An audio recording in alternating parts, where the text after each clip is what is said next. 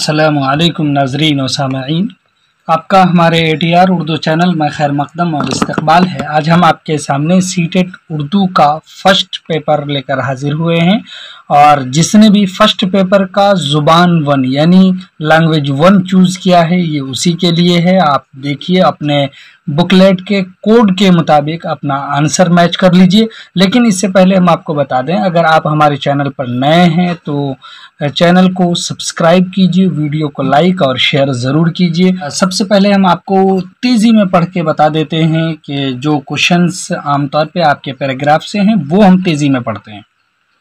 आपके यहाँ पर क्वेश्चंस पैराग्राफ से हम सबसे पहले सॉल्व करवा देते हैं और उसके बाद फिर हम आपके पैडागोजी की तरफ बढ़ेंगे। तो यहाँ पर है ज़ुबान 1 उर्दू और ये लैंग्वेज 1 का है। हिदायत है कि नीचे दी हुई इबारत को पढ़िए और दिए गए मुतबादिल में से किसी एक मुनासिब तरीन मुतबादिल का इंतखाब कीजिए। यानी जो पैराग्राफ आपको दिया जाएगा उसके 91 से 99 तक के क्वेश्चंस उसी पैराग्राफ से होंगे। तो देखिए पैराग्राफ है आपके सामने, लिखा है कि पौधे हमारी ज़िंदगी में बहुत अहमियत रखते हैं। ये मुख्तलिफ माहौल में पाए जाते हैं, हत्ता के रेगिस्तान में भी बहुत से पौधे नशोनुमा पाते हैं। रेगिस्तानी पौधे के जिस्म मोटे रेशेदार और फूले होते हैं क्योंकि ये अपने जिस्म में ग़िज़ा और पानी का ज़ख़ीरा रखते हैं जो उन्हें लंबे अरसे तक ज़िंदा रखने के लिए काफ़ी है। ख़राब मौसम में जब ग़िज़ा और पानी की किल्लत होती है तो ये ज़ख़ीरा उनके काम आता है। एक आम पौधा अपनी ज़रूरत से कहीं ज़्यादा पानी को जज़्ब कर लेता है और पानी की ज़ायद मिक़दार उसके पत्तों और फ़ज़ा में खारिज होती रहती है, इसलिए दरख्तों के नीचे जाने से हमें ठंडक का एहसास होता है। रेगिस्तानी पौधों के पत्ते जसामत में छोटे हैं लेकिन बल्कि ये कांटों की शक्ल इख्तियार कर लेते हैं, उनका रंग भी स्याही माइल हो जाता है। इसका दूसरा फ़ायदा ये होता है कि जुगाली करने वाले जानवर उन पर मुँह मारने से गुरेज करते हैं। तो इसके क्वेश्चंस हैं वो क्वेश्चन से देख लीजिए। 91 नंबर क्वेश्चन है कि रेगिस्तानी पौधों के जिस्म कैसे होते हैं। अभी आपने पढ़े कि मोटे रेशेदार और फूले हुए होते हैं, तो यहाँ पर आप आंसर देख सकते हैं, जिस्म मोटे रेशेदार और फूले हुए होते हैं। सवाल नंबर 92 है कि रेगिस्तानी पौधे अपने जिस्म में कौन सा ज़ख़ीरा रखते हैं। तो रेगिस्तानी पौधे अपने जिस्म में ग़िज़ा और पानी का ज़ख़ीरा रखते हैं। सवाल नंबर 93 है कि ये ज़ख़ीरा कब उनके काम आता है। ये ज़ख़ीरा ख़राब मौसम में जब ग़िज़ा और पानी की किल्लत होती है तब उनके काम आता है।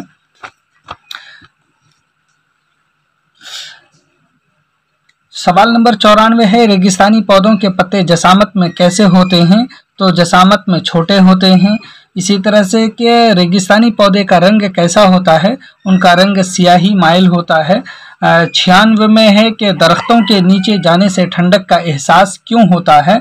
दरख्तों के नीचे जाने से ठंडक का एहसास इसलिए होता है कि पौधे में पानी की ज़ायद मिक़दार और उसके पत्तों और फ़ज़ा में खारिज होते रहने की। 97 है कि रेगिस्तान के पौधे का कांटों की शक्ल में होने की वजह से उन्हें क्या फ़ायदा होता है। जुगाली करने वाले जानवर उन पर मुँह मारने से गुरेज करते हैं। 98 नंबर है एहसास की जमा क्या है, एहसासात है। 99 में है कि फ़ायदा का मुतज़ाद क्या है, अपोजिट क्या है, नुकसान है।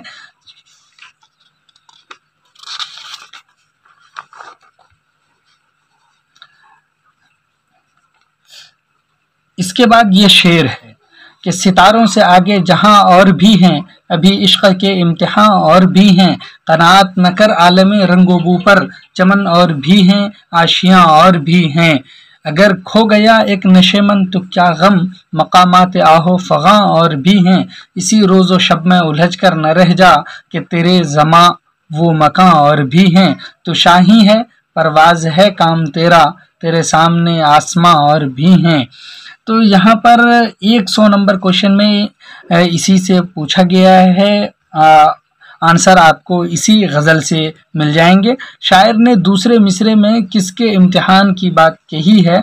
तो दूसरे मिसरे में शायर ने इश्क के इम्तिहान की बात कही है। ऑप्शन 4 करेक्ट है।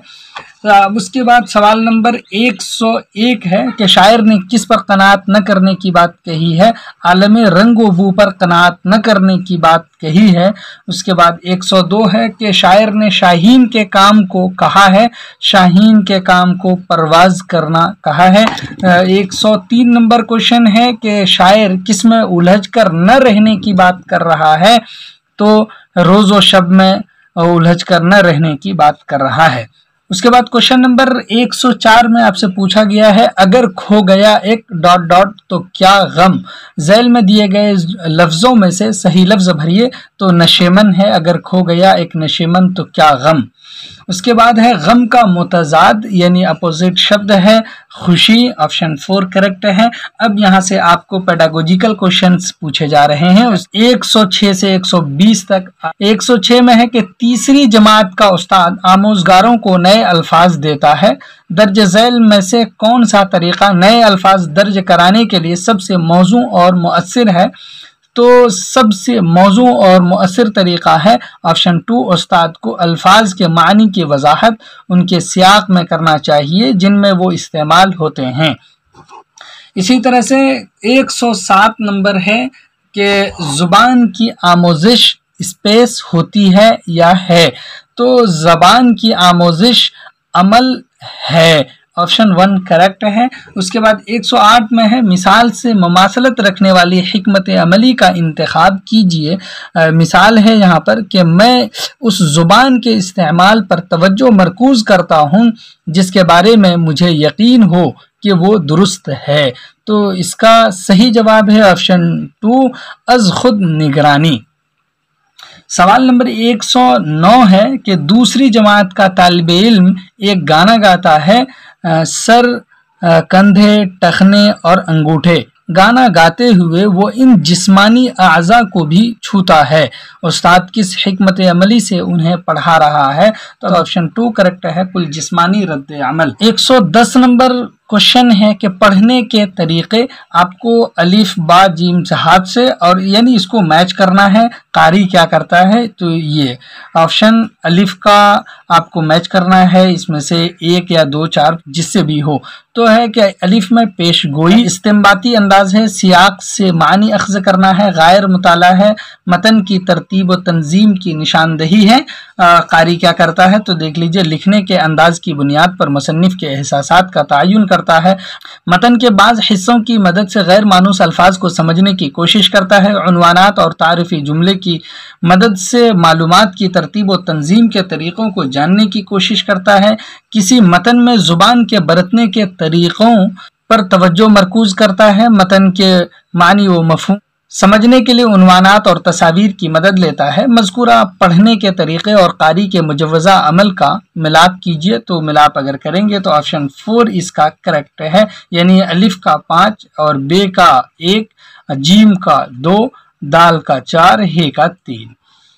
क्वेश्चन नंबर 111 है कि तलबा साबिका इकाई से मुताल्लिक लफ्ज़ियात के 5 सवालों के जवाब ग्रुप में तैयार कर रहा है, यानी लफ्ज़ियात के सवालों के जवाब किसमें ग्रुप में तैयार कर रहा है, फिर वो दूसरे ग्रुप से सवालात का तबादला करते हैं और सवालों का जवाब देने की कोशिश करते हैं। ये किसकी मिसाल है, तो ये मिसाल है हम जोलियों का अंदाज़ा क़दर, ऑप्शन 3 इसका करेक्ट है।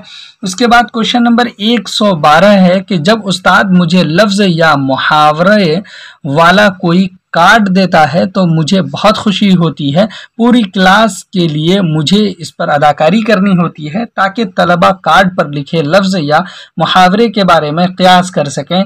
आमोज़गारों के तबसरों की मदद से उनकी तरजीहात मालूम कीजिए, तो इसका सही जवाब है ऑप्शन 3 जब मैं हरकी तौर पर शामिल रहता हूँ तो ज़ुबान को सही से याद रखता हूँ। क्वेश्चन नंबर 113 है, इसमें दावा और दलील है। दावा है कि स्कूल जाने वाले तमाम बच्चे अपनी उम्र के मुताबिक ज़ुबान के बरतने की बेहतर सलाहियत रखते हैं, और उसके बाद है कि ये दावा तो सही है। दलील है कि लिसानी व सकाफ़ती तनव्वुर के बाइस वो अपनी सलाहियतों को बेहतर तौर पर नहीं कर पाते हैं, तो ये बात तो सही नहीं है। ऑप्शन 2 इसका करेक्ट है, अलिफ सही है लेकिन बे गलत है। अब इसके बाद है 114 नंबर क्वेश्चन के 5वीं जमात का माजिद अपने उस्ताद, दोस्त, यहाँ तक के 2 साल के बच्चे से भी मुख्तलिफ अंदाज में बात करता है। ज़ुबान की इस खुसूसियत को क्या कहते हैं? इस खुसूसियत को हम कहते हैं बोलने का तरीका, ऑप्शन 3 इसका करेक्ट है। उसके बाद है क्वेश्चन नंबर 115 लिखा है, एक माँ देखती है कि उसका बच्चा बाज़ औक़ात ऐसी बात करता है जो कि उसने किसी बालिग को या उसके भाई बहनों को करते हुए कभी नहीं सुना था। वो तज़ब्ज़ुब में पड़ जाती है क्योंकि उसका मानना था कि बच्चे अपने ख़ानदान और आसपास के लोगों की नकल करके ज़ुबान सीखते हैं। उसका ये मानना किससे मुताबिकत रखता है? तो इसका सही जवाब है ऑप्शन 1, किरदारियत पसंदी से ताल्लुक़ रखता है।